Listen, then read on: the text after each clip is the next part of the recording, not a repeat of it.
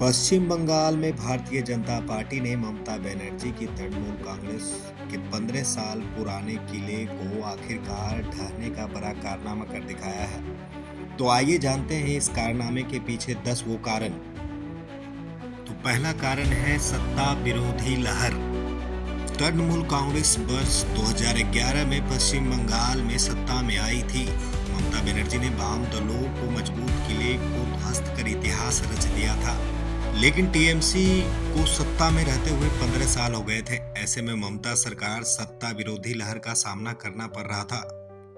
दूसरा कारण बीजेपी का बढ़ता जनाधार। बीजेपी पिछले 10 वर्षों में हंसिए की पार्टी की जगह एक मजबूत विरोधी पार्टी में बदलती गई। राज्य में 2016 के चुनाव में बीजेपी ने 10% वोट पाए थे, लेकिन 2021 के चुनाव में उनके वोट बढ़कर 38% हो गए। पार्टी ने पिछले चुनाव में 77 सीटें जीती थी। 2024 में हुए लोकसभा चुनाव में बीजेपी ने 39% वोट हासिल किए थे।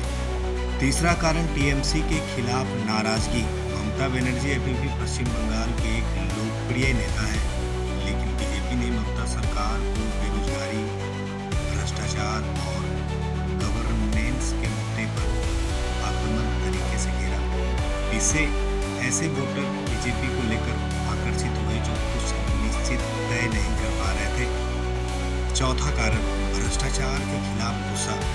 तृणमूल सरकार को पिछले कुछ वर्षों में भ्रष्टाचार के कई बड़े मामले का सामना करना पड़ा।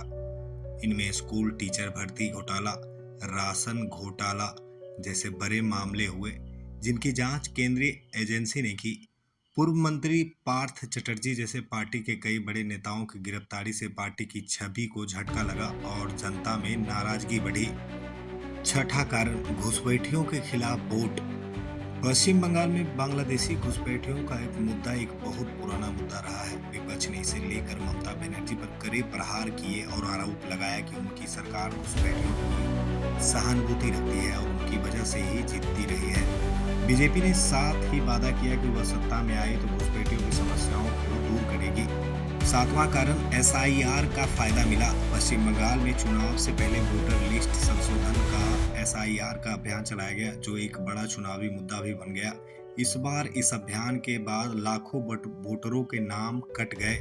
इनमें ज्यादातर मुस्लिम वोटर थे जो टीएमसी के समर्थक माने जाते हैं। आठवां कारण हिंदू वोटों का ध्रुवीकरण। इस बार पश्चिम बंगाल के चुनाव में भारतीय जनता पार्टी ने हिंदू वोटरों को संगठित करने के लिए जमकर प्रयास किया। बीजेपी ने यह नैरेटिव चलाया कि टीएमसी मुसलमानों के साथ सहानुभूति रखती है और एकमात्र बीजेपी ही इस पर रोक लगा सकती है।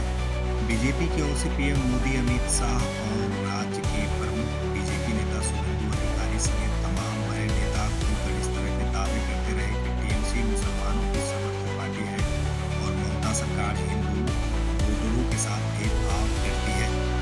नौवां कारण ब्रांड मोदी का बड़ा असर। पश्चिम बंगाल में बीजेपी के सामने नेतृत्व की बड़ी चुनौती रही थी। टीएमसी की ओर से ममता बनर्जी का राजनीतिक कद बहुत भारी पड़ता है, क्योंकि वह पिछले कई दशकों से प्रदेश की राजनीति पर हावी रही है और महिलाओं के साथ साथ मुस्लिम मतदाताओं के बीच भी उनकी लोकप्रियता रही है। लेकिन बीजेपी ने ममता बनर्जी की मजबूत छवि के सामने ब्रांड मोदी को खड़ा कर दिया, जो चुनाव में बीजेपी के लिए तुरुप का पत्ता साबित होता रहा। इस बार पश्चिम बंगाल भी इसका प्रभाव दिखाई दिया। 10वां कारण पीएम मोदी की गारंटी चली।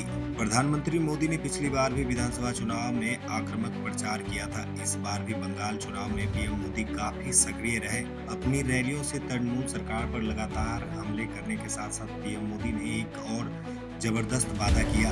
उन्होंने वादा किया कि पश्चिम बंगाल में बीजेपी की डबल इंजन सरकार राज्य का काया पलट कर देगी। उन्हें खास तौर पर महिला वोटरों को साधने का प्रयास किया और कहा सरकार बनने के बाद महिलाओं के अकाउंट में 3000 रुपए भेजे जाएंगे।